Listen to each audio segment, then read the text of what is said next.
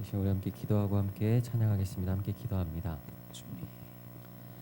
주님 감사드립니다. 오늘도 하나님 예배할 수 있도록 우리를 인도하시고 이끌어 주시고 귀한 예배를 허락하여 주시니 주님의 은혜에 감사드립니다. 아멘. 이 시간도 오직 마음을 다해서 하나님 온전히 예배할 수 있도록 주께서 도와주시옵시고 아버지. 온 힘을 다해서 주님을 찾고 구하여 주님께 나아갈 수 있도록 주께서 도와주시옵소서. 아멘. 오직 주님의 얼굴을 구할 수 있도록 주께서 도와주시옵시고 주님. 우리가 오직 우리 하나님이 되시는 우리 아버지께 온 마음과 정성을 다해서 찬양과 경배를 올려드릴 수 있도록 주께서 인도하여 주시옵소서. 아멘. 우리의 찬양과 경배를 받으시고 우리 가운데 임재하시고 좌정하시며 주님. 역사하시고 인도하여 주시옵소서. 아멘. 예수님 이름으로 기도드립니다. 아멘.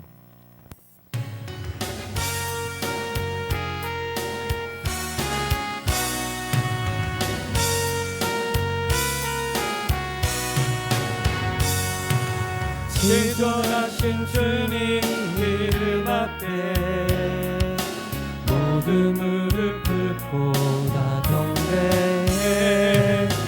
거룩하신 주님 보좌 앞에 엎드려 절하세. 예수는 그리스도, 예수는 주, 하나님의 영으로 경배드리리. 지존하신 주님 이름 앞에 모든 무릎 꿇고 다 경배해. 거룩하신 주님 보좌 앞에 엎드려 절하세. 예수는 그리스도, 예수는 주, 하나님의 영으로 경배드리리. 지존하신 주님 이름 앞에 모든 무릎 꿇고 다 경배해. 거룩하신 주님 보좌 앞에 엎드려 절하세. 예수는 그리스도, 예수는 주, 하나님의 영으로 경배드리리. 예수는 그리스도, 예수는 주, 하나님의 영으로 경배드리리.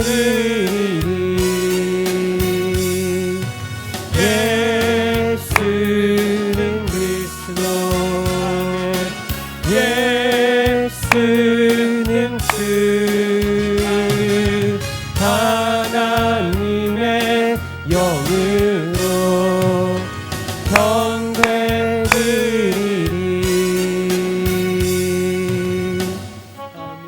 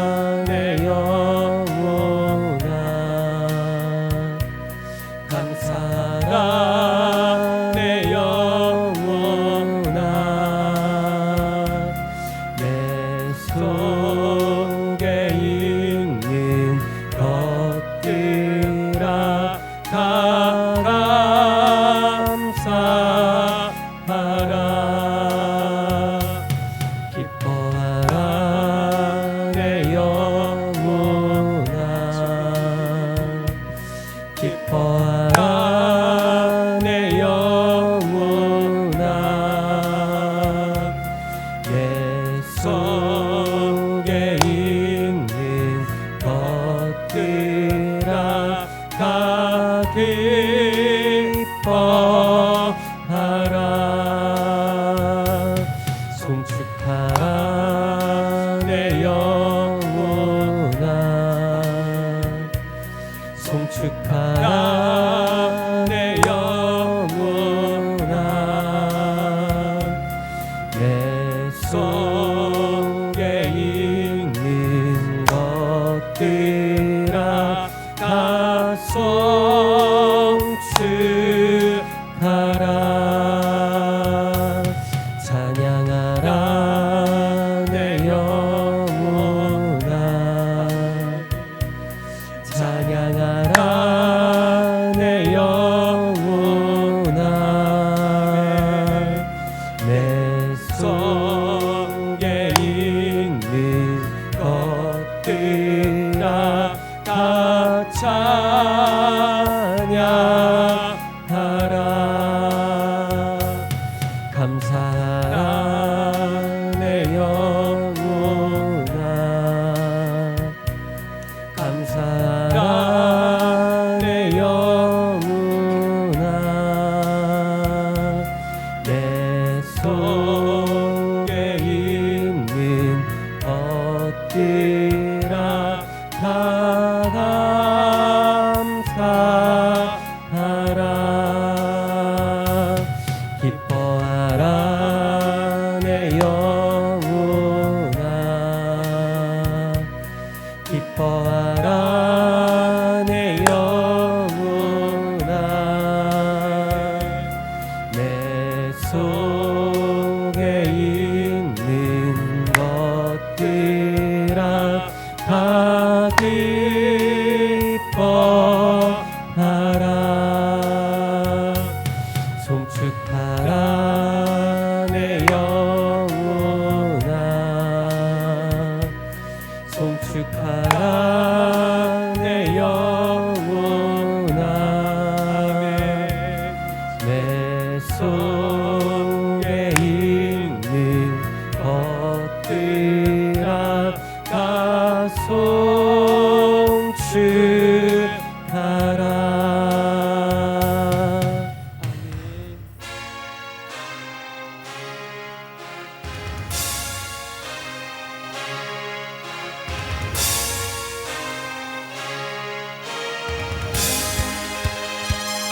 찬양하세 찬양하세 왕께 소리 높여 찬양 드리세 찬양하세 찬양하세 왕께 소리 높여 찬양 드리세 찬양받기에 합당하신 주님 언제나 동일하신 주 무릎 꿇고서 이름 외치세 예수 나의 왕 예수 나의 왕 예수 나의 왕 아멘 찬양하세 찬양하세 왕께 소리 높여 찬양 드리세 찬양하세 찬양하세 왕께 소리 높여 찬양 드리세 찬양받기에 합당하신 주님 언제나 동일하신 주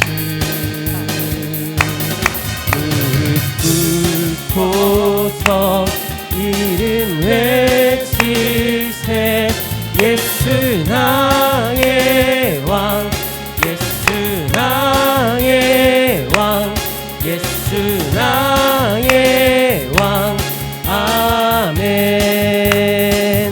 찬양하세 찬양하세 왕께 소리 높여 찬양 드리세 찬양하세 찬양하세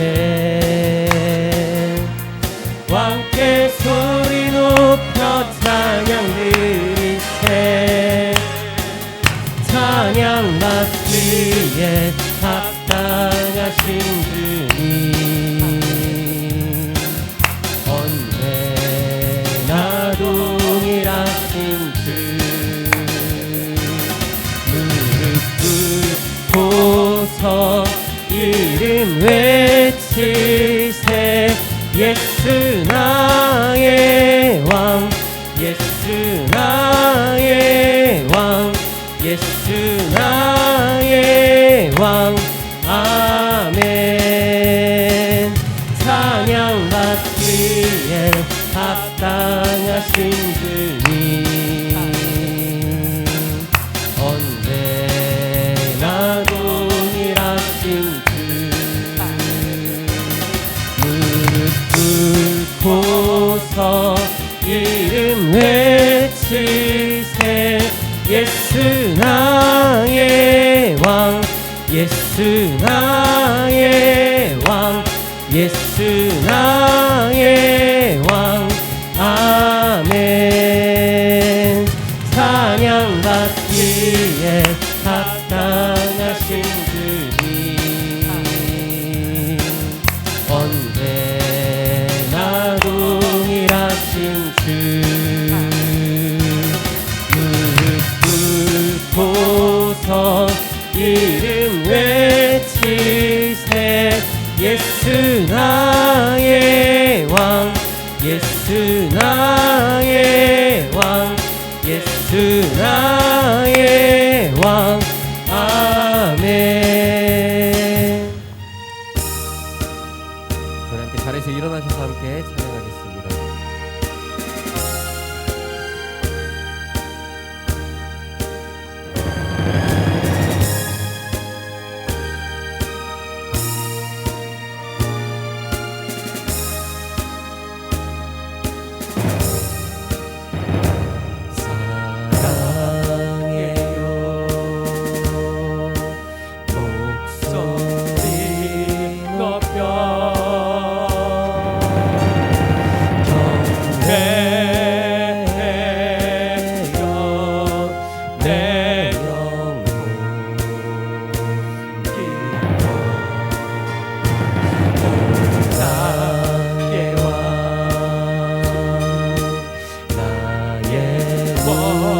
목소리 주님 그의 곱게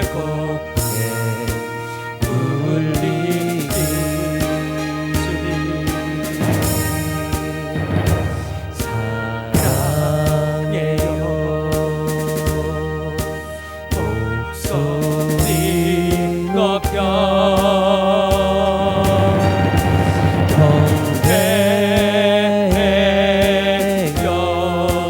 내 영혼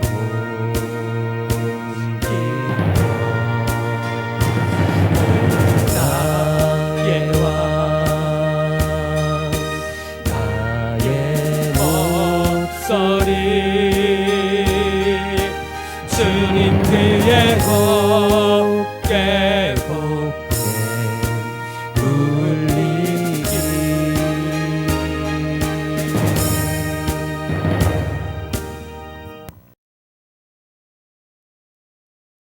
이제 함께 묵도하심으로 영으로 임재하신 우리 주님 보좌 앞에 가까이 나아가고 오늘 마지막 주일 예배에 앞에 영광 올려 드리겠습니다.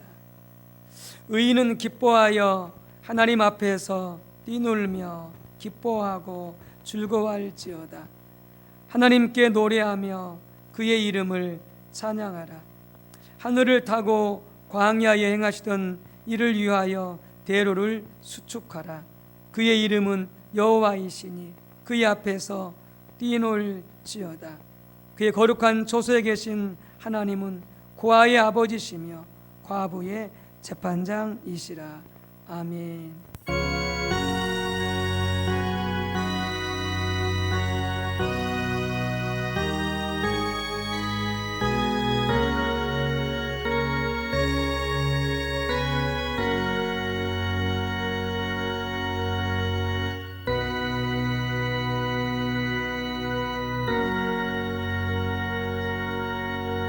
하나님은 영이시니 예비하는 자가 영과 진리로 예비할지니라. 아멘.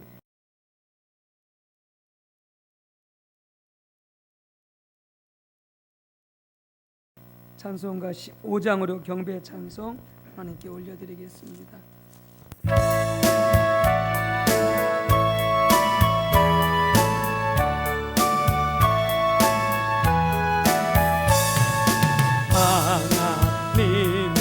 그 신사랑 하늘에서 내리사 우리 맘에 항상 계셔 온전하게 하소서. 우리 주는 자비하사 사랑과 나시니 떠는 자를 구원하여 주소서.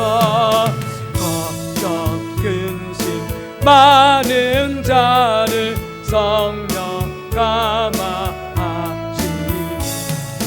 복과 은혜 사랑받아 평안하게 하소서. 처음과 끝이 되신 주 항상 인도하셔서 마귀 유혹받는 것을 속히 끊게 하소서. 전능하신 아버지여 주의 능력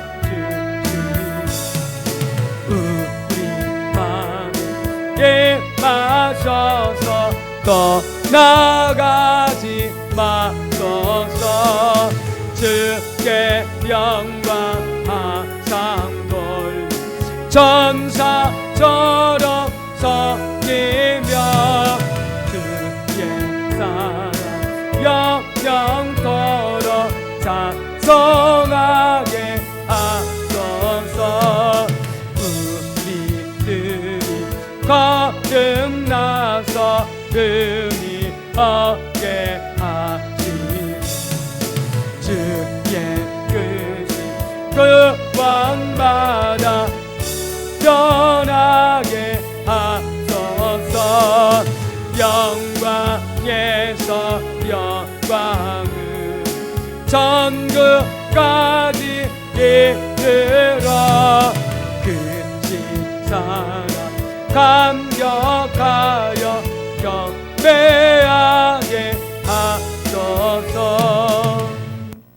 아멘.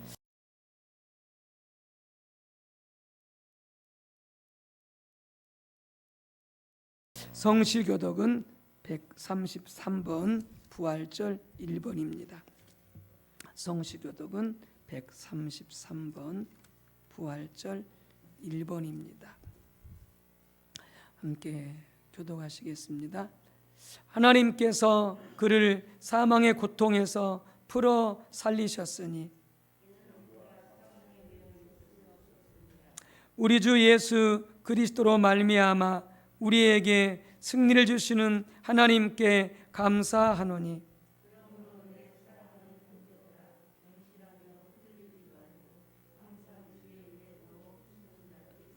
이 말을 할 때에 예수께서 친히 그들 가운데 서서 이르시되 너희에게 평강이 있을지어다 하시니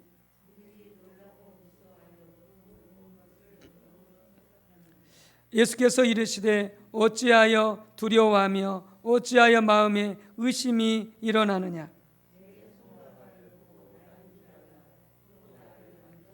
영은 살과 뼈가 없으되 너희 보는 바와 같이 나는 있느니라.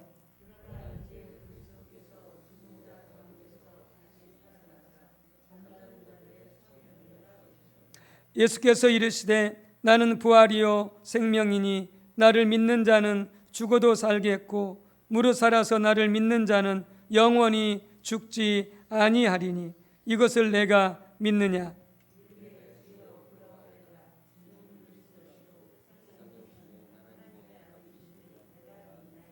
아멘.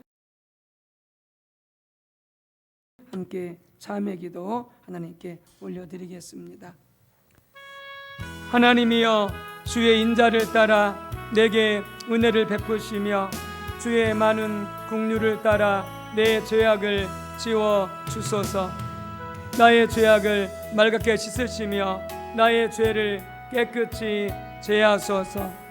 이렇게 성령께서 우리 각자에게 기억나게 하시는 그 모든 죄에 회개하고 죄사함 받고 모든 불의에서 깨끗게 되어주시길 바랍니다. 주여 주여 주여. 오 할렐루야 할렐루야.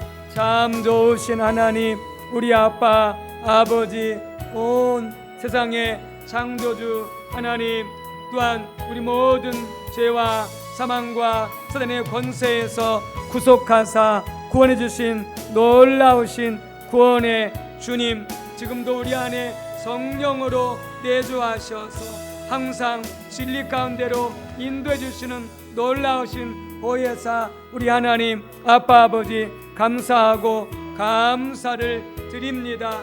우리의 의로움으로는 우리의 선함으로는 하나도 없어서 주님 보좌 앞에 나올 수 없는 그런 죄 많은 수악한 죄인들이지만, 그러나 예수 그리스도 그 보혈의 공로와 아버지 우리 예수님의 의로서 우리 모든 죄를 용서하시고 씻으시고 의롭다 하셔서 아버지 보좌 앞에 나올 수 있도록 그 길을 여시고 우리를 인도해 주셔서 참으로 감사하고 감사드립니다. 우리가 입술로 고백하고 아버지 마음으로 소원하지만은 아버지 우리가 하나님을 더 간절히 찾고 아버지 하나님 말씀대로 하나님을 더 가까이 하기를 아버지 순종치 못하였음을 회개하오니 주님 용서해 주시고 아버지 주의 말씀을 따라 모이기를 힘쓰고 하나님을 전심으로 찾고 가까이 하기를 힘쓰는 온 우리 주의 백성들로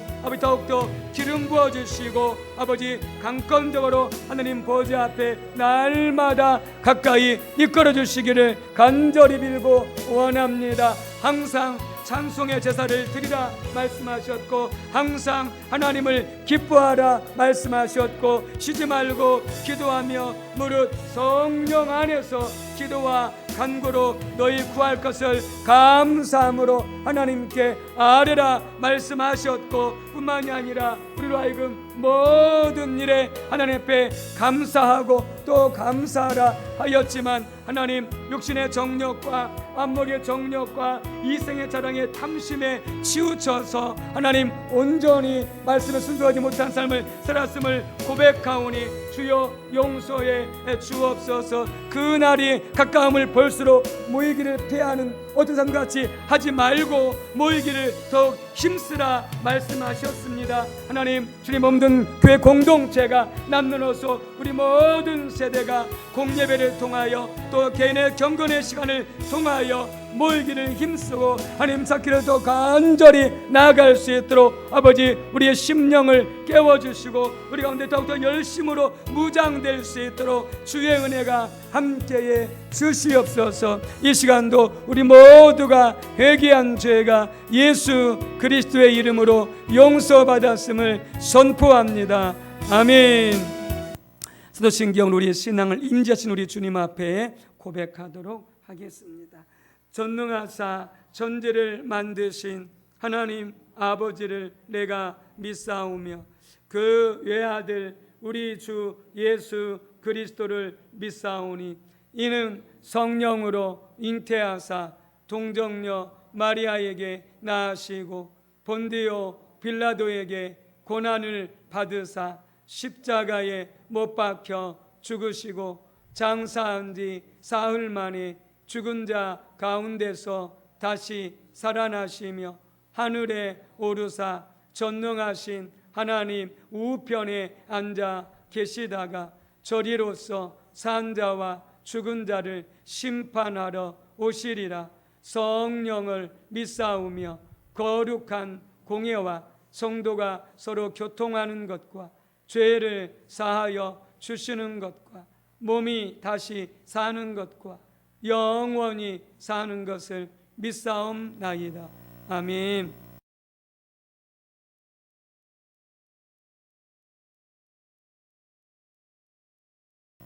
작성하셔서 찬송가 79장으로 하나님께 영광 올려드리겠습니다.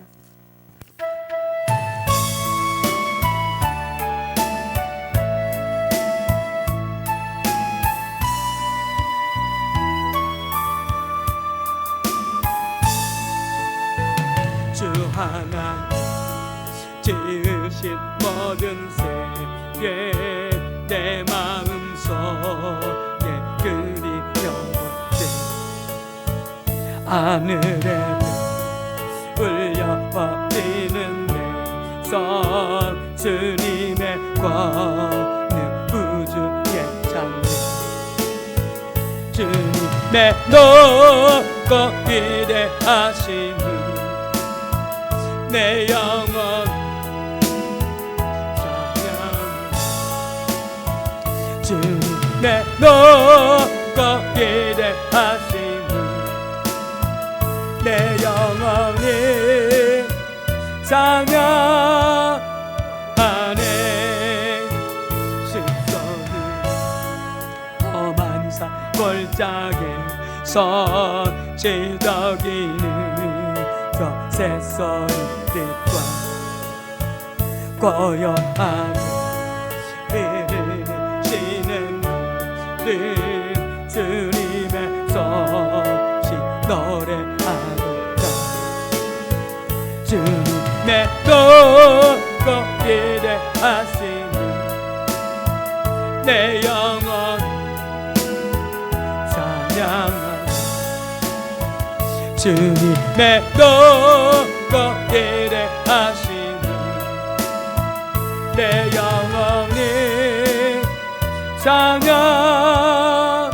찬양하네 주 하나님 독생자 아낌없이 우리를 위해 보내주셨네 십자가에 피 흘려 죽으신 주 내 모든 죄를 대속하셨네 주님의 높고 위대하심을 내 영혼 찬양하네 주님의 높고 위대하심을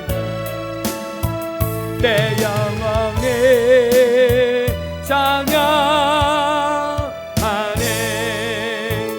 내 주의 세상에 다시 올 때 저 천국으로 나를 높아니 낙엽선 엎드려 경배하며 영원히 주를 찬양하리라 주님의 높고 위대하심을 내 영혼 찬양하리 주님의 높고 위대하심을 내 영혼이 찬양하리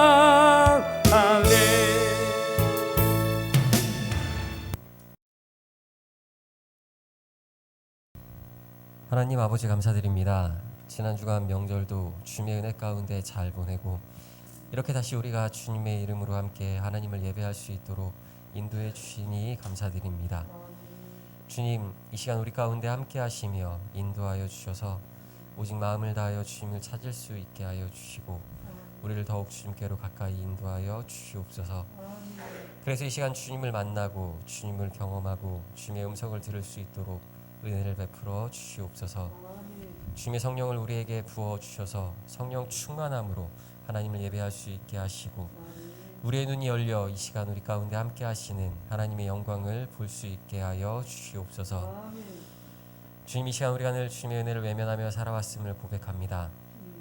변함없는 주님의 은혜가 늘 우리와 함께 하시며 그 은혜가 우리의 삶 가운데 우리의 가정 가운데 차고 넘침에도 불구하고 그 은혜를 바라보기보다는 우리의 연약한 육신에 이끌려 살아왔습니다. 그러므로 말미암아 감사와 기쁨으로 살아가기보다는 늘 불평과 원망으로 살아왔습니다. 주님의 영광을 위해 살기보다는 늘 헛된 것들의 마음을 빼앗긴 채 살아왔음을 고백합니다. 주님의 그 크신 은혜와 사랑을 기억하지 못하고 늘 우리의 삶 가운데 항상 부어주시는 주님의 그 은혜를 붙잡지 못하고 살아가는 우리를 불쌍히 여겨 주시옵시고 우리가 주님을 바라볼 수 있도록 도와주시옵소서. 하나님께서 함께 하시면 그 무엇이 우리를 두렵게 할 수 있겠습니까? 주님께서 우리와 함께 하시는데 그 무엇이 우리를 해할 수 있겠습니까? 주님께서는 약속하신 것들을 반드시 지키시는 분이십니다. 주께서 우리 가운데 함께 하시며 우리 가운데 역사하시겠다고 약속하신 그 말씀을 지금도 지켜가고 계십니다. 바라기는 우리가 우리의 연약한 육신에 속아 살아가지 않게 하시고 변치 않는 사랑과 은혜를 한량없이 부어주시는 하나님을 바라보고 살아갈 수 있게 하여 주시옵소서. 그 믿음으로 굳건하게 서가는 믿음의 공동체, 믿음의 가정들 되게 하여 주시옵소서. 주님, 특별히 어려움 가운데 있는 주님의 백성들 또 믿음의 가정들을 기억하여 주시사 은혜를 베풀어 주시옵소서. 주님, 권능의 팔로 주님의 백성들을 괴롭히는 모든 악한 저주와 죄악의 사슬을 끊어주셔서 주님 안에서 평안함을 누릴 수 있게 하여 주시옵소서.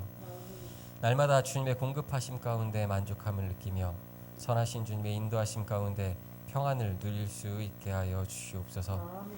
특별히 질병으로 육신의 연약함으로 신음하고 있는 주님의 백성들, 주님의 자녀들을 기억하여 주셔서 그 마음을 위로하시고 주께서 만져주시사 고쳐주시고 회복시켜 주시옵소서.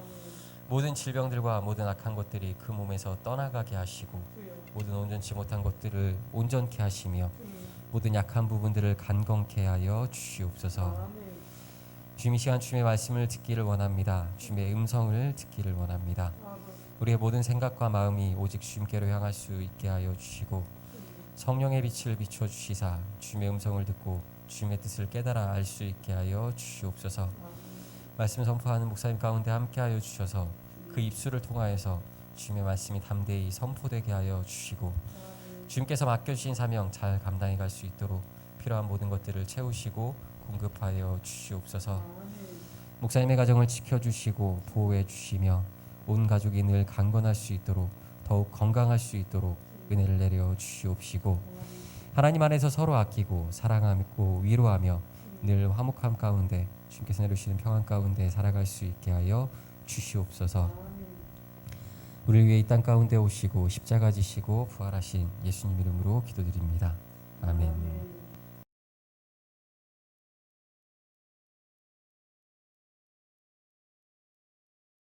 네, 하나님 말씀 보겠습니다.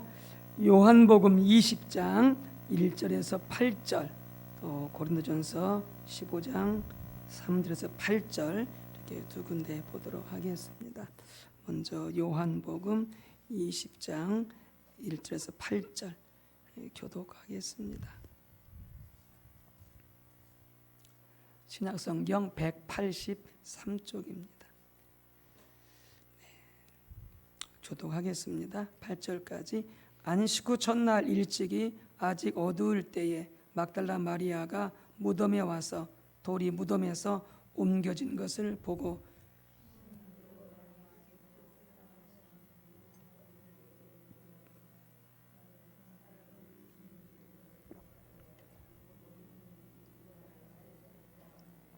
베드로와 그 다른 제자가 나가서 무덤으로 갈새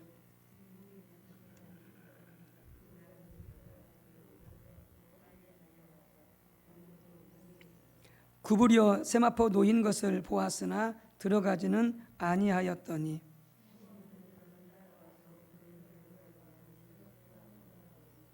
또 머리를 쌌던 수건은 세마포와 함께 놓이지 않고 딴 곳에 쌌던 대로 놓여 있더라.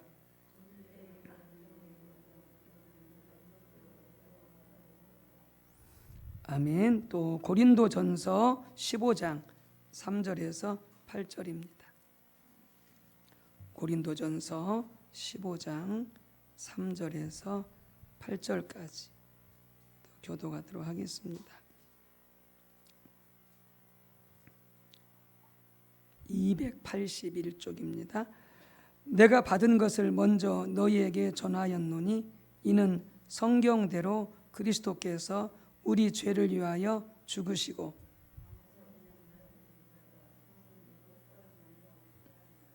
게바에게 보이시고 후에 12 제자에게와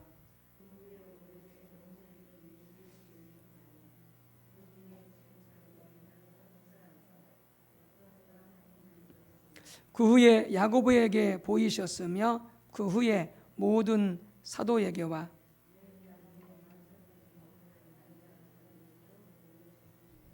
아멘.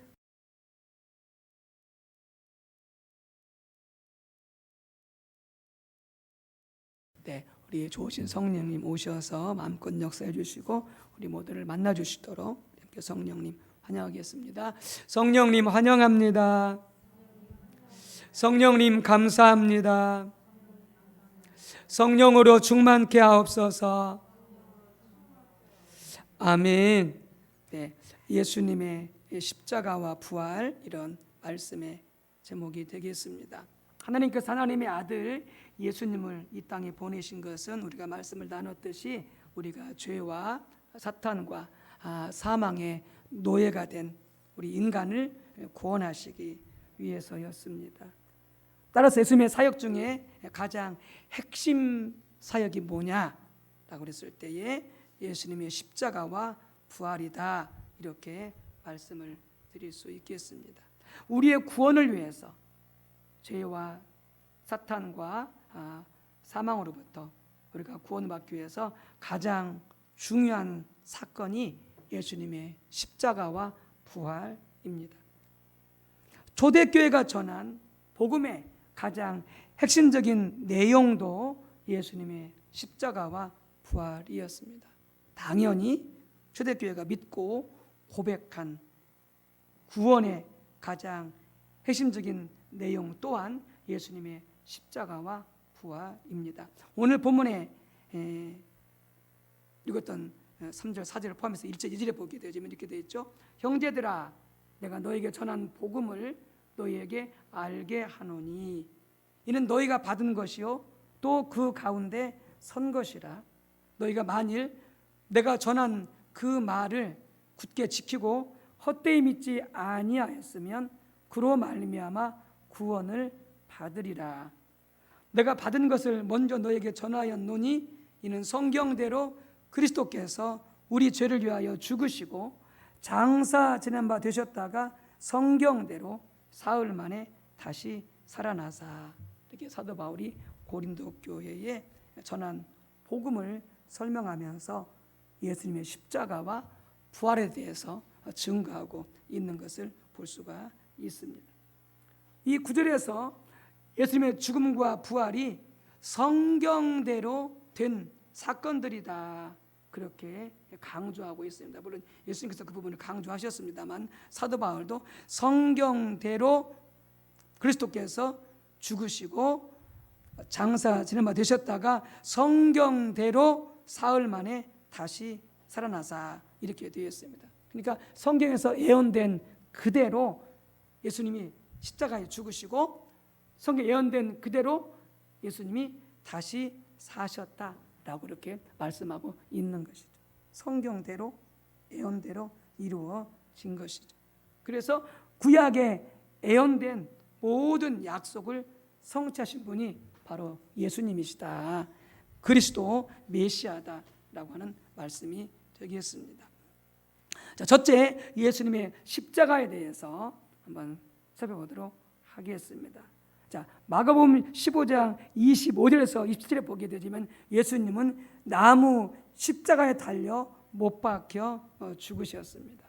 그 죄패의 유대인의 왕이라 이렇게 죄패를 쓰시고 십자가에 못 박혀 그 당시 로마 형벌 중에 가장 최고의 형인 나무 십자가에 달려 죽으신 분이 바로 우리 예수님이십니다. 그 당시 예수님 당시 주류를 이뤘던 자들이 바로 유대인들이었죠. 유대교. 그래서 그들은 메시아를 어떻게 이해했느냐? 그들도 메시아가 다윗의 아들로 다윗의 씨로 올 것은 이해했지만 그런 다윗과 같은 자가 와서 군사적으로 정치적으로 자신들을 구원해 줄 그런 메시아로 이해를 했던 것이죠. 예수님 자신은 그런 메시아가 아님을 분명히 밝히셨습니다.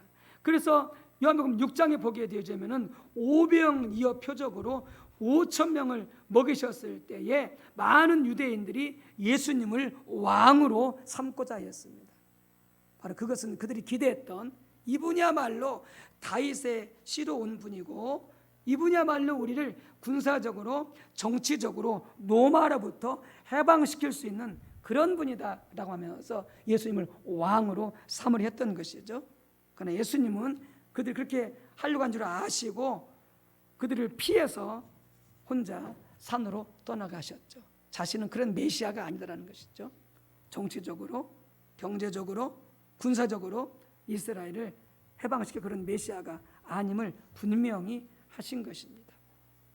그 당시 예수님은 종교 지도자들에게 눈의 가시 같은 존재였습니다. 그러나 그들은 예수님을 함부로 죽일 수가 없었습니다. 많은 사람들이 예수님을 선지자로 생각하고 따랐기 때문에 그렇습니다. 그래서 함부로 예수님을 죽였다가는 선자를 죽인 자들이 되기 때문에 또한 그 당시 예수님은 정말 존경받는 선자였는데 사람들로부터 더욱 많은 존경을 받게 되어지고 더 많은 사람들이 예수님을 따르게 되기 때문에 예수님을 갖다가 죽일 수가 없었습니다. 그래서 이제 그들이 생각하는 한 가지 방법이 뭐냐? 예수님을 로마의 반역한 자로, 정치범으로, 로마의 반란자로 몰아서 죽이는 것이었습니다. 그것이 바로 백성들로 하여금 예수님이 메시아가 아니라고 하는 것을, 예수님이 선지자가 아니라고 하는 것을 증명할 수 있는 가장 좋은 방법이었기 때문에 그렇습니다. 그 당시 유대인들은 신명기서 21장 2, 3절에 보게 되어지면 사람이 나무에 달려 죽으면 그는 하나님께 저주받은 자다라고 하는 그런 인식을 갖고 있었습니다. 신명기서 말씀을 토대로. 그래서 예수님을 나무 십자가에 정치적인 그런 반란범으로 그렇게 몰아서 죽게 해버리면 당연히 예수님은 하나님께부터 저주받은 자다, 저는 거짓 선지자다, 그리고 그가 주장했던 모든 메시아적인 말씀과 행동은 다 거짓이다 라고 하는 것을 증명할 수 있었기 때문에 그들은 더더욱 예수님을 로마의 정치범으로 몰아서 죽이기를 원했던 것이죠. 결국 그들은 바로 그렇게 예수님을 죽이는데 성공을 했던 것이죠. 그래서 십자가에 극청을 받고 돌아가시게 됐고요. 그래서 많은 예수님을 따르던 무리들이 다 그들이 환멸과 슬픔을 안고서 뿔뿔이 다 흩어지게 됐죠. 그 많은 예수님의 제자 중에 일부만이 숨어서 벌벌 떨고 있었습니다. 왜냐하면 그 당시 예수님이 전한 그런 말씀이나 그런 이 기독교는 바로 이단이라고 취급받고 있었기 때문에 제자들도 실은 위험했던 것이고요. 또 동일하게 그들도 예수님의 한 무리였기 때문에 그들 또한 로마의 정치범으로 몰려서 그들이 갇히거나 죽을 수 있었기 때문에 숨어서 벌벌 떨고 있었던 것이죠. 일부는. 그런 상황 속에서 예수님께서 부활하신 것입니다. 그래서 여러 차례 제자들에게 찾아가셔서 예수님께서 부활하셨던 사실을 분명하게 그들에게 확신을 시켜주시게 되어집니다. 그런 만남을 통해서 예수님의 제자들은 바로 예수님이야말로 진정한 메시아이시다, 구원자이시다, 예수님께서 주장하셨던 모든 말씀이 옳다라는 것을 확신하게 되었고, 그래서 그들은 담대하게 예수님의 십자가와 부활, 이 구원의 복음을 확신 있게 담대하게 선포할 수 있게 되어졌던 것이죠. 그래서 그들 또한 그렇게 가르치고 선포할 수 있었던 것이죠. 예수님이 성경대로 십자가에 죽으시고 성경대로 부활했다라고 하는 것을 그들이 알게 되어졌고, 그리고 선포할 수 있게 되어진 것입니다. 이렇게 제자들이 부활하신 예수님을 통해서 그분을 만남으로 이분이야말로 바로 하나님의 영광이다, 하나님의 형상이다, 하나님이다 라고 하는 것을 깨닫게 되어졌고요. 더 나아가서 이 십자가와 부활에 대한 의미도 깨닫게 되질 수가 있었던 것이죠. 결정적으로 이 기독교가 태동할 수 있었던 것은 바로 예수님의 십자가와 부활, 특별히 부활의 사건이었던 것을 우리가 알 수가 있습니다. 그 당시 유대인들은 메시아를 아까도 얘기했던 것처럼 정치적이고 군사적인 메시아로 기대했었고, 하나님의 나라가 그렇게 올 줄로 믿었던 것이죠. 정적인 메시아가 와서 로마로부터 해방시키고, 그리고 그렇게 유다 나라가 하나님의 법에 의해서 통치되어지는 그 나라, 그 나라를 하나님의 나라로 이해하고 있었던 것이 바로 유대인들이었던 것이죠. 그런데 예수님은 그렇게 오신 것이 아니라 우리 모든 인간들의 죄, 그리고 사망과 사탄의 권세에서 구원시키려 이 땅에 오신 바로 메시아다라고 하는 것이죠. 모든 악의 혀에 있는 것이 무엇이냐? 여러분, 죄와 사단입니다. 죄와 사단입니다. 그러니까 인류가 아무리 고등교육을 시켜도요, 절대 인간이 선해지지 않습니다. 선해지지 않아요. 여러분, 그동안 우리 인류가 얼마나 여러분 고등교육을 많이 시켜왔습니까? 그리고 또한 과학과 여러분 의학을 얼마나 발전시켜왔습니까? 그러면 세상보다, 옛날보다 더 살기 좋아야죠. 더 사랑도 많고, 더 정도 많고, 더 죄도 안 짓고, 더 악한 일도 안 생기고. 근데 그렇게 되냐고요? 그렇지 않잖아요. 여러분, 점점 더 세상은 악해집니다. 입에 담을 수 없을 정도로 세상은 악해져 가고 있습니다. 여러분, 교육으로 되지 않습니다. 과학이 발전한다고 되지 않습니다. 인간의 근본적인 악의 배후에 뭐가 있느냐? 여러분, 죄와 사탄이 있는 것이죠. 이 문제를 해결하지 않는 한 인류는 구원받을 수가 없는 것이죠. 그런데 근본적인 이 문제를 예수님이 오셔서 십자가에 죽으시고 부활하심으로 해결해 주신 것이죠. 그래서 죄로부터 해방되어지고, 사단으로부터 해방되어지고, 죽음으로부터 해방되어져서 자유케 되어지고, 하나님의 통치 가운데 우리가 들어갈 수 있게 되어진 것이 바로 결정적으로 예수님의 십자가와 부활이었습니다.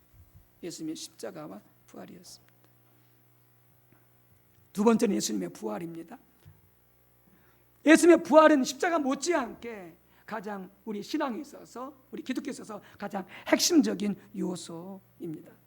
예수님의 부활에 우리 모든 신앙이 걸려 있다고 해도 과언이 아닙니다. 그래서 사도 바울이 이렇게 말하죠. 고린도전서 15장 14절.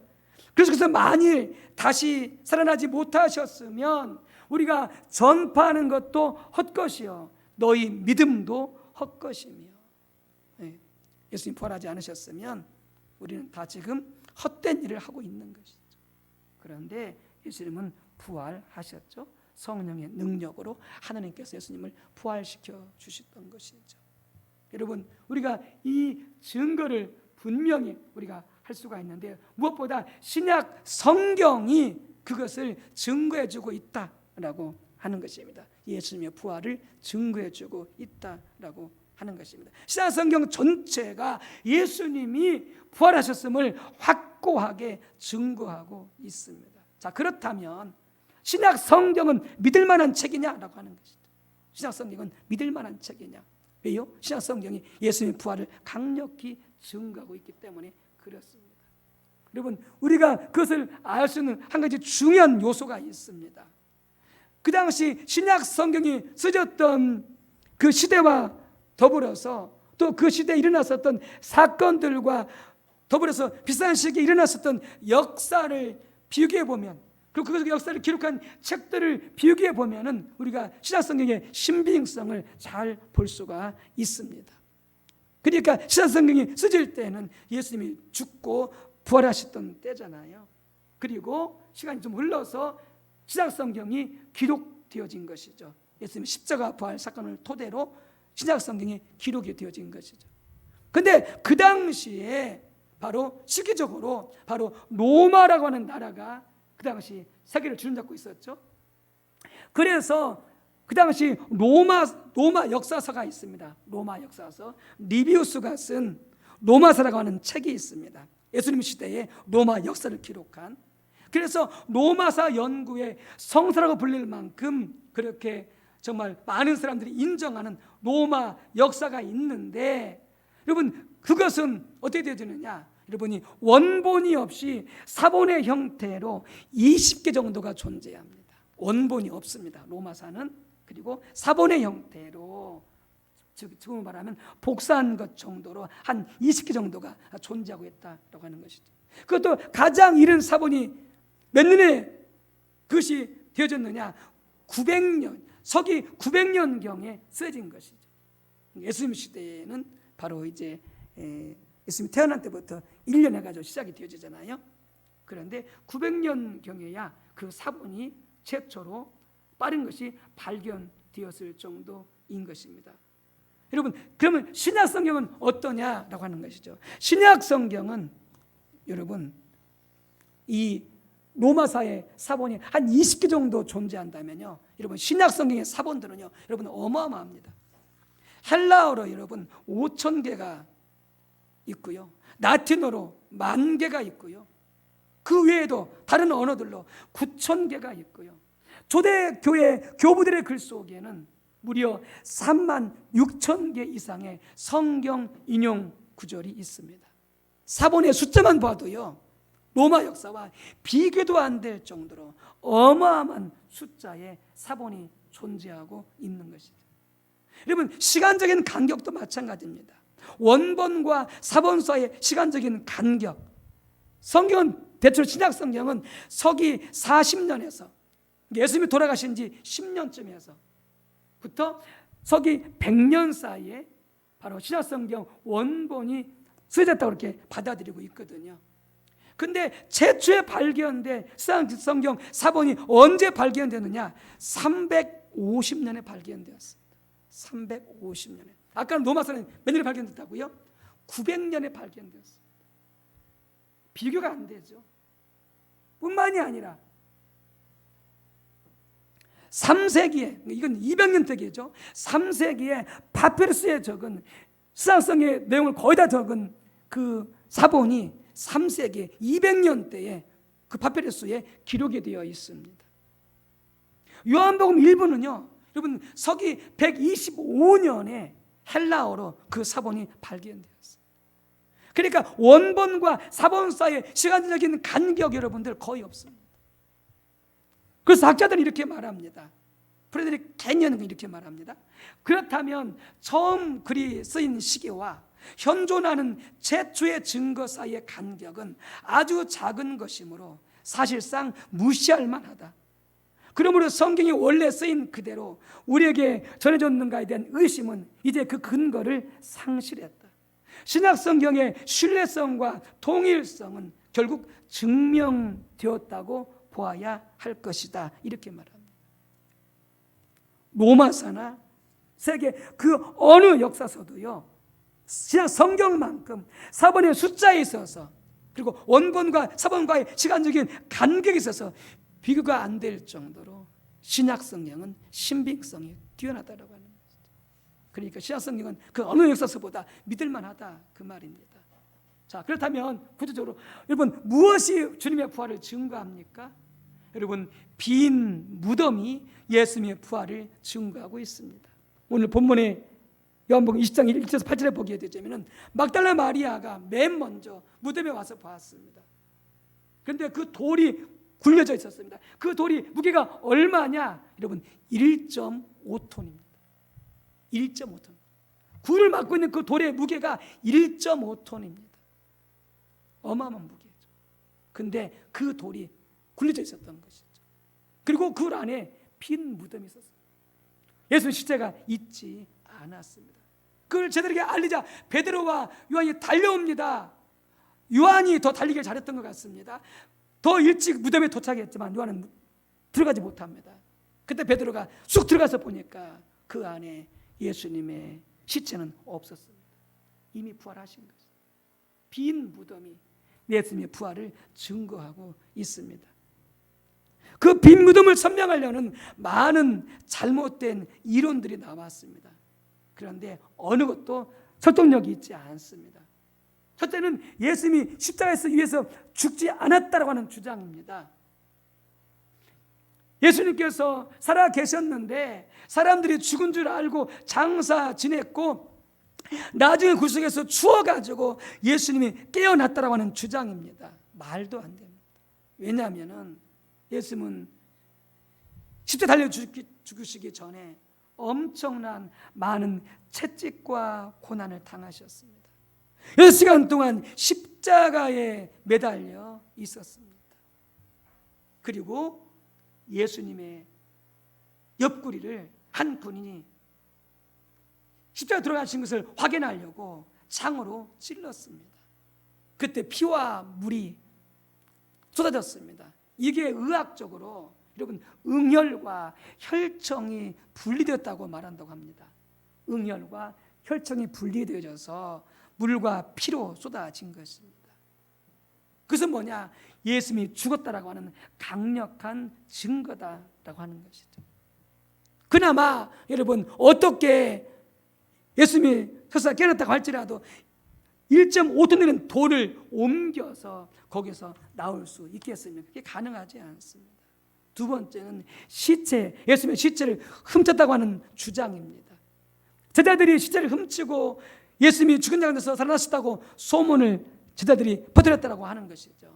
그런데 병사들이 로마 병사들이 그 무덤을 지키고 있었습니다. 합당하지가 않습니다.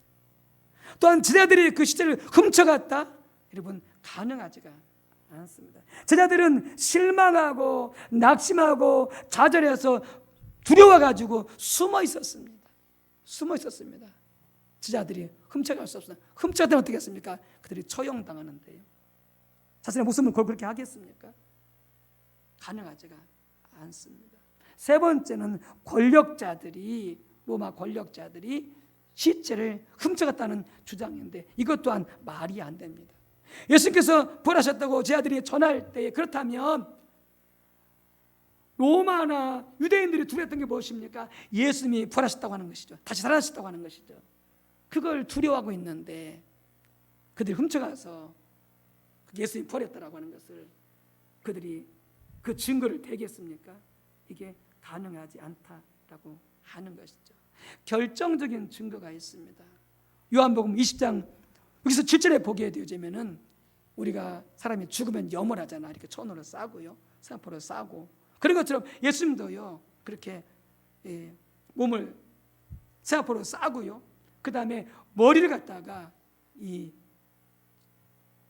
수의를 한 다음에 머리 갖다가 쌌죠. 왜냐하면 가시관으로 피를 너무 많이 흘렸기 때문에 머리도 또한 이렇게 천으로 쌌습니다. 근데 원래 이제 이 원어적인 성경을 잘 살펴보게 되어지면 예수님께서 어떻게 하냐? 그대로 거기서 몸이 빠져나온 것이죠. 수의가 그대로 있는 것이죠. 그 무덤 그 자리에 수의가 그대로 있고요. 머리를 쌌던 그 천도요. 예수님 머리 그 자리에 그대로 타원형으로 그대로 이렇게 존재하고 있더라고요. 예수님 부활하셔서 그 몸이 그대로 거기서 빠져나온 것이죠. 부활하셔서 빠져나온 것이죠. 그래서 조시 맥도는 그렇게 말합니다. 마치 나비가 날아간 후에 나비 고치에 빈 번데기 집 같았다 이렇게 말하는 거죠. 그 수의와 예수님 머리 쌌던 그 천이 말입니다. 여러분 그렇게 예수님 부활하신 걸 보게 되지면 어떻게 됩니까? 예수님께서 여러분 부활하신 그 몸이 순식간에 사라집니다. 또 부활하신 예수님의 몸이 어떻게 합니까? 벽을 뚫고 지나갑니다. 그리고 벽을 뚫고 들어옵니다. 그러니까 예수님 부활하신 몸은요, 우리의 몸과 다른 것이죠. 완전히 달라요. 시공간의 제한을 받지 않습니다. 금방 사라졌다가 또 나타나기도 하고, 그 몸이 부활했는데. 예수님께서 그 수위와 그 머리 섰던 그 천에서 그대로 빠져나온 것입니다. 부활하신 것이죠. 두 번째는 예수님이 부활하셔서 제 아들에게 나타나셨죠. 수많은 사람들이 나타나셨습니다. 오늘 같이 읽었던 본문의 고린도서 15장에 날된 사람들이 그 일부입니다. 예수님 부활하셔서 제 아들을 비롯해서 수많은 사람들에게 나타나셨던 것이죠. 그래서 이제 예수님 안에서 죽은 자들을 죽었다라고 표현하지 않고요, 잠들다라고 표현을 하고 있습니다. 왜냐하면 그들이 반드시 부활의 날에 다시 살아날 것이기 때문에 그렇습니다. 잠들었다 이렇게 표현을 합니다. 그래서 고린도서 15장을 우리가 부활장이라고 그러는데요, 거기서 중요한 이슈가 뭐냐? 예수님이 부활하시지 않으셨다 그 말이 아닙니다. 이미 그것을 믿고 있습니다. 고린도 교회 성도들도 모두가 다 예수님은 부활하셨다는 것을 다 믿고 있습니다. 그럼 뭐가 이슈냐라고 하는 거예요. 뭐가 이슈냐? 과연 믿는 자들이 죽으면 예수님처럼 부활할 것이냐라고 하는 것을 그들이 의심하고 있었던 것이죠. 그래서 이렇게 되어 있어요. 고린도서 15장 12절에 그리스도께서 죽은 자 가운데서 다시 살아나셨다 전파되었거늘 너희 중에서 어떤 사람들은 어찌하여 죽은 자 가운데서 부활이 없다 하느냐. 그러니까 초대교회 그 고린도 교회 문제가 뭐냐? 예수님 부활하지 않으셨다는 것은 문제가 안 되고요. 왜? 이미 부활하셨고 많은 증인들이 있기 때문에 그건 부인할 수가 없어요. 근데 뭘 부인하느냐? 죽은 자들이 과연 예수님 때가 죽은 자들이 과연 마지막 때 부활할 수 있느냐고 이걸 가지고 논쟁을 한 거예요. 논쟁을 한 거예요. 그래서 뭐라고 말씀하고 있습니까? 당연히 예수님 부활하셨기 때문에 믿다가 죽은 자들도 부활한다라고 하는 것이죠. 그래서 그러면서 사도 바울이 이렇게 말해요. 그러므로 마지막 그 장을 마치면서 15장을 마치면서 그러므로 내 사랑하는 형제들아 견실하며 흔들리지 말고 항상 주의 일에 더욱 힘쓰는 자들이 되라. 이는 너희 수고가 주 안에서 헛되지 않은 줄 알미라. 이렇게 권면하고 있는 것이죠. 왜요? 우리가 마지막 때 반드시 부활할 것이기 때문에, 반드시 부활하기 때문에 결코 주의 일에 게으르지 말라, 흔들리지 말라, 더욱 힘쓰라 이렇게 권면하고 있는 것이죠. 우리 이옥희 권사님이 오늘 0시 40분에 소천을 하셨습니다. 그 따님한테 연락이 왔는데 들어보니까 특별히 권사님 어디가 아프셨거나 이렇게 그러지 않으셨다고 그래요. 어제까지 잘 드시고요. 그리고 이제 밤 늦게 이렇게 돌아가셨다고 그래요. 0시 40분, 오늘 새벽 0시 40분에 뭐 고통스러워하거나 뭐가 잔뜩 아프다 돌아가신 게 아니라 0시 40분에 이렇게 소천을 하셨다고 그럽니다. 예수 안에 죽은 자들은 죽은 게 아닙니다. 잠자고 있는 거예요. 주님 다시 부활할 때에 주님과 같이 영화로운 몸으로 부활하게 되어지는 것이죠. 왜요?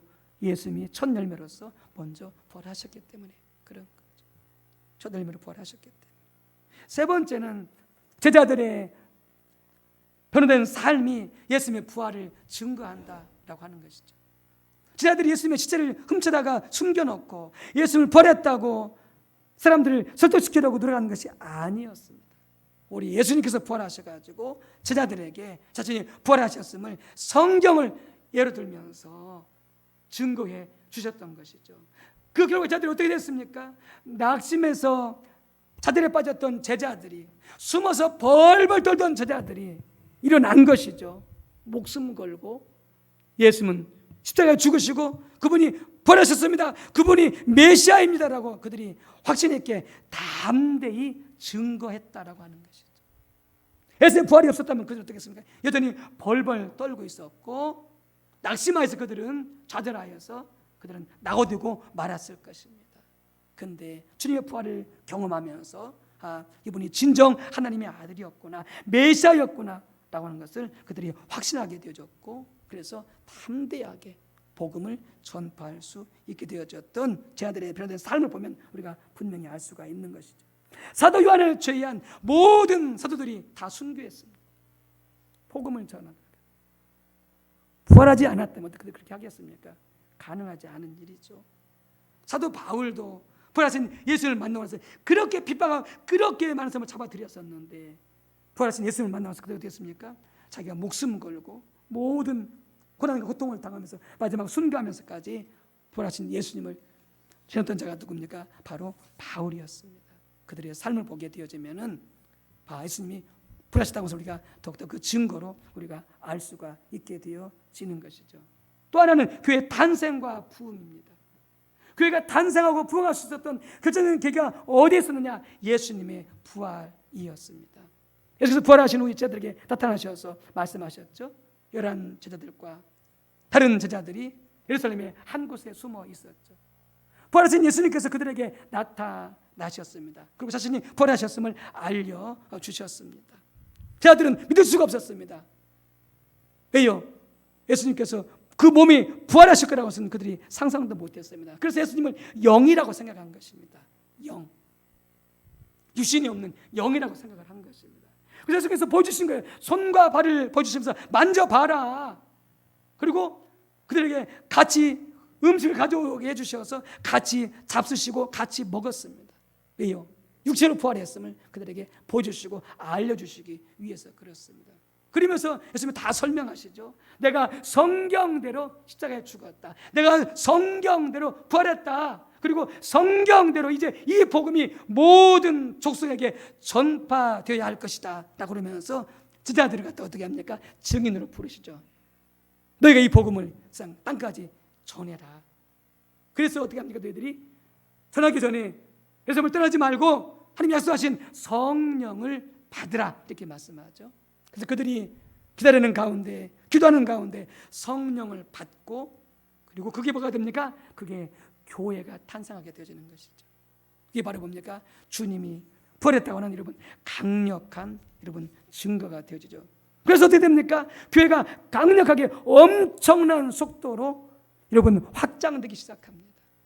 여러분 서기 300년 정도 될 때에 여러분 전 세계 거의 모든 곳에 노마가 지배하고 있었으니까 노마가 지배하고 있는 거의 모든 나라 가운데 심지어는 시골까지 여러분 기독교가 전파되었다고 합니다. 어마어마한 속도입니다. 이건 어마어마한 역사입니다.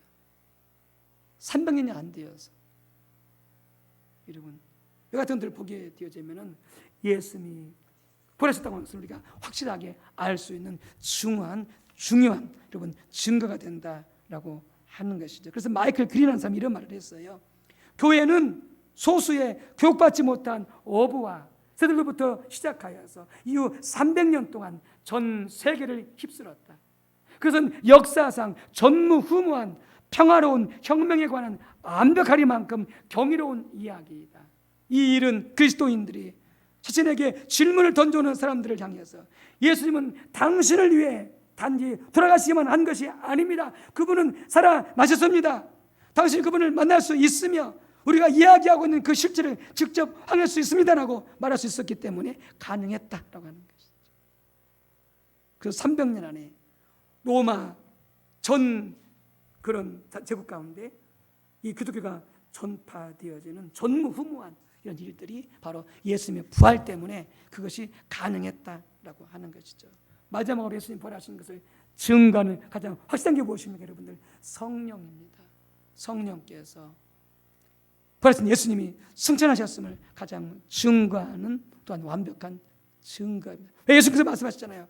돌아가시기 전에 내가 가면은 내가 다시 부활해서 너에게 성령을 보내주겠다라고 말씀하셨잖아요. 그런데 예수님 진짜 부활하셔서 가셔서 우리에게 성령을 보내주셨죠. 성령이야말로 바로 우리가 예수님이 부활하셨던 것을 믿을 수 있는 가장 확실한 증거가 되겠습니다. 예수님은 부활하셨습니다. 예수 우리 죄 때문에 십자가에 달려 죽으셨습니다. 그걸 믿는 자들이 구원받습니다. 그리고 그것을 믿는 자들이 죄와 사망과 모든 저주와 사탄에서 자유케 될 수가 있게 되어지는 것이죠. 그냥 당연히 교회 다니니까 믿는 거지 이런 것이 아니라 더 구체적으로 이런 말씀의 근거를 가지고 예수님 십자가 부활을 믿고 승리하는 우리 모두가 다 되시기를 주님의 이름으로 축복합니다. 함께 기도합니다. 할렐루야. 인간은 해를 거듭하고 발전하고 교육을 많이 받을수록 선해지고 착해지는 것이 아니라 점점 더 악해지고 있습니다. 인류 사회가 죄 문제를, 이 사탄의 문제를 해결할 수 없기 때문에 그렇습니다. 오직 예수님만이 이 땅에 오셔서 십자가에 죽으시고 부활하심으로 온 인류의 죄와 사탄의 문제, 사망의 문제를 해결해 주셨습니다. 자유케 해 주셨습니다. 할렐루야. 아멘. 감사합니다. 이 귀한 복음을 우리가 더 분명하게 확실하게 믿고 살며 구원받으며 자유한 삶을 살 수 있도록 도와주시옵시고, 아직도 죄와 사망과 사탄의 아버지의 종로로 사는 수많은 불쌍한 영혼들에게 이 부활과 십자가 복음을 전하여서 그들이 자유케 되어주고 구원받고 하나님의 백성이 되도록 우리가 그 사명을 감당케 도와주시옵소서. 예수님의 이름으로 감사하며 기도 올리옵나이다. 아멘.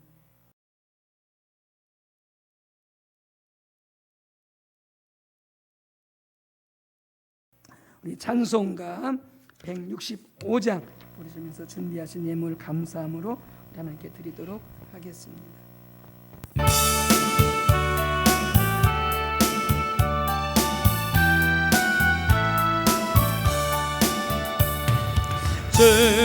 주님께 영광 다시 사신 주 사망 권세 모두 이기시었네.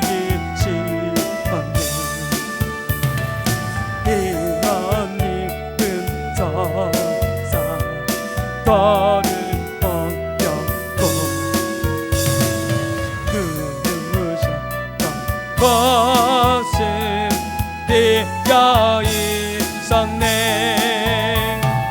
주님께 영광 다시 사신 주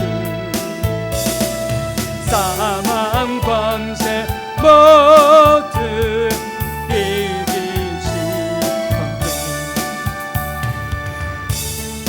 왕대 주님 나타나시사 두려움과 의심 물리치셨네. 주의 거에 기뻐 찬송하였다. 다시 사신 주님 지금이었네. 주님께 영광 다시 사신 주 사망 권세 모두 이기시었네. 생명의 임금 영광의 주님 없는 삶은 헛된 뿐이라. 주의 사랑으로 세상이 있고 번영하게 하소서. 주님께 영광 다시 사신 주 사망 권세 모두 이기시었네. 아멘. 할렐루야. 사랑의 자비의 국률의 용서하시기를 기뻐하시는 용서의 우리 하나님 아빠 아버지, 우리 스스로 죄 문제를 해결할 수 없고 사탄을 이길 수가 없사온데 귀하신 독생자 예수들을 보내주셔서 십자가의 처절한 형벌을 받게 하시고 삶 안에 부활케 하셔서 우리를 모든 죄와 사탄과 사망의 그 억압에서 구원해 주시사 하나님의 자녀가 되게 해주시고 하나님의 구원과 모든 생명을 누릴 수 있도록 그 복을 누릴 수 있도록 우리를 축복해 주셔서 너무나 감사하고 감사드립니다. 우리 모든 삶이 하나님의 은혜요, 하나님의 보호요, 하나님의 공급하심을 인하여서 감사하고 또 무한 감사를 드립니다. 드린 귀한 손길 다 이리 기억하시고 가정과 온 식구들 집안을 기억하사 주 예수 그리스도 이름으로 가정마다 온 식구들이 구원받고 또 믿음으로 말미암아 오직 주님 안에서 영혼이 잘되고 범사가 잘되고 강건토록 축복해 주시옵소서. 귀한 물질이 땅까지 복음이 전파되어서 한 명도 복음 듣지 못한 사람들이 없도록 다 구원받도록 또 경제적으로 고통당하는 수많은 가난한 나라들 어려운 이웃들 믿음의 형제들에게 아버지 구제의 귀한 손길 들 수 있도록 축복하시고 사용하여 주시옵소서. 감사합니다. 주님 감사합니다. 주님 감사합니다. 예수님의 이름으로 기도 올리옵나이다. 아멘. 네, 추석 연휴가 지나면서 확진자 수가 더 확 늘어난 것 같습니다. 우리 2,000명대인데 지금 저는 자세히 좀 들어서 그냥 알고 있는데 한 3,000명대가 아닌가 그렇게 됩니다. 확 늘어나가지고 지금 현재 4단계가 더 낮춰지기는 쉽지가 않을 것 같고요. 그래서 지금 현 단계 쪽으로 계속 예배가 진행될 것 같은데 우리 모든 세대가 우리 주일학교 학생회 청년회 우리 장년 모든 세대가 공예배 열심히 참석할 수 있도록 서로 모든 성도님이 함께 권면해 주셨으면 좋겠습니다. 비대면 기간에도 우리가 전도하는 것, 또 우리 다음 세대를 신앙으로 세우는 것, 또 우리가 또 전기인 선교사로서 각자 일터에서 사명을 잘 감당해 주시기 바랍니다. 우리 각 교구 구역에서 지난주에 태신자 작성서를 우리가 제출하도 교회 강구를 했었는데 한 10장 정도 들은 것 같아요. 많은 분들이 제출하지 않으셨는데 우리 각 구역에서 구역식을 제출할 수 있도록 독려해 주시고요. 그래서 이렇게 제출해 주셨으면 좋겠습니다. 우리 각 교구 구역에서 기도 카톡방을 잘 활용하셔서 많은 기도 드려주시기 바라고요. 주일 예배 헌금 가져 드린 분들은 교회 명의 은행 계좌로 송금해 주시기 바랍니다. 계속해서 중보기도가 무엇보다 필요합니다. 우리 월요일 남신도 교구, 화요일 1교구, 수요일 2교구, 목요일 3교구, 금요일 4교구, 토요일 교육부서 이렇게 되겠습니다. 우리 안산의 광성교회 장로 임직식이 오후 2시에 있습니다. 귀한 교회가 더 잘 세워질 수 있도록 위에서 관심하시고 위에서 기도해 주시기 바랍니다. 우리 박삼남 목사님이 목회하시는 교회인데요. 위에서 많이 기도해 주시기 바랍니다. 또 계속 지금 우리 백신 접종을 받고 있는데 맞으실 분들은 우리 연락을 주시고요. 우리 월요일 날 정우식 권사님 맡게 되어지는데 그 외에도 또 맞으신 분들 연락을 주시면은 우리 같이 기도하도록 하겠습니다. 우리 대입 수험생 우리 김민수 형제 그래서 기도 많이 해주시고요. 우리 용순 권사님이 병원에 입원해 계시는데 많이 힘들어하십니다. 몸에 많이 이렇게 마비적인 증세도 있고 또 잘 일어나시지 못하고 또 힘들어진 것 같아 보니까 우리 권사님 위해서 많이 기도해 주시고요. 우리 수정수 권사님도 넘어지셔서 이렇게 엉덩이 이렇게 뭐 큰 문제는 없는 것 같은데 누워만 계시고 있는 중입니다. 그래서 이렇게 아프신 분들 많이 위해서 기도해 주셨으면 좋겠고요. 기도해 주시기 바랍니다. 우리 이육희 권사님이 오늘 0시 40분에 소천을 하셔서 코로나 기간이기 때문에 가족들은 2일장으로 장례를 치르고자 합니다. 그래서 오늘 저녁에 입관 예배가 8시 반에 있게 되어지는데 교회에서 8시에 출발을 하게 되어지는데요. 많이 갈 수 없습니다. 딱 10명까지 정도만 갈 수가 있습니다. 코로나 때문에. 그리고 내일 발인 예배가 6시 30분에 있게 되어지는데 안양 장례식장인데요. 9호실 내일은 교회에서 6시에 출발하도록 하겠습니다. 그래서 전혀 음식도 하지 않고요. 그다음에 손님도 받지 않고 이렇게 이제 예배만 드리고 그다음에 있다가 이렇게 이제 할 것 같습니다. 장지는 우리 백장로님 그 묻혔던 곳에 그 곁에 이렇게 같이 묻게 되어지는 것 같습니다. 그래서 이렇게 기억하시고 위해서 기도해 주시기 바랍니다. 네, 함께 자리에서 일어나셔서 그때 찬송 부르시고 치유 선포하도록 하겠습니다.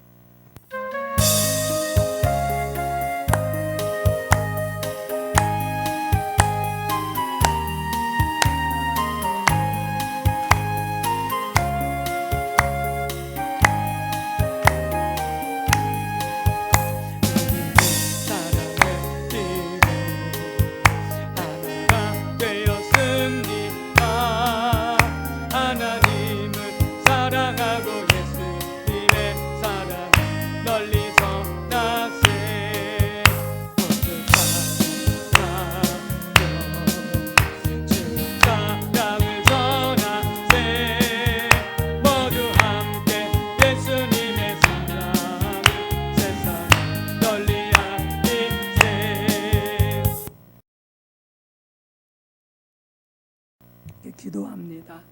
우리와 함께 교제하고 또 믿음을 나누었던 그 이옥희 권사님, 이제 한평생 모든 사명을 마감하고 하나님의 부르심을 받아 하나님 품 안에 안식하게 해주시오니 감사드립니다.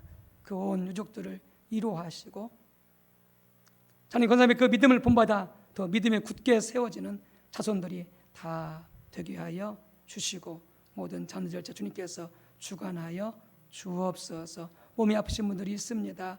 가정에서 또 병원에서 함께 예배하는 우리 성도들 중에서 몸이 연약한 분들이 있습니다. 주여 주님께서 우리 모든 질고를 담당하사 제적에 맞음으로 이미 다 깨끗함을 입었으니 예수님의 이름의 능력으로 깨끗하게 치료받고 강건케 될 주여다. 경제적으로 어렵습니까? 환경적으로 어렵습니까? 모든 환경의 어려움으로부터 주님 보호해 주시고 주님 선한 길로 인도하여 주옵시고 또 우리가 위해서 기도하며 복음 전하는 귀한 영혼들이 있습니다. 한 명도 빠짐없이 가족이든 친척이든 이웃이든 다 구원받도록 주여 도와주시고 강력히 역사하여 주시옵소서. 이제는 성자 예수님의 은혜와 성부 하나님의 사랑과 성령님의 감동 감화 내두교통 충만 인도하시니 우리 주님의 십자가 고난과 그 부활을 다시 한번 가슴 깊이 새기고 끝까지 이 복음을 믿음으로 아버지 죄와 사망과 사단의 권세를 이기며 또 복음 전하며 살기로 결단하는 우리 한 분 한 분 위해 가정 위에 온 식구들 위해 주님의 몸된 교회와 이 지구 민족과 열방 가운데 성삼위 하나님 영원토록 함께 하옵시기를 간절히 축원하옵나이다. 아멘.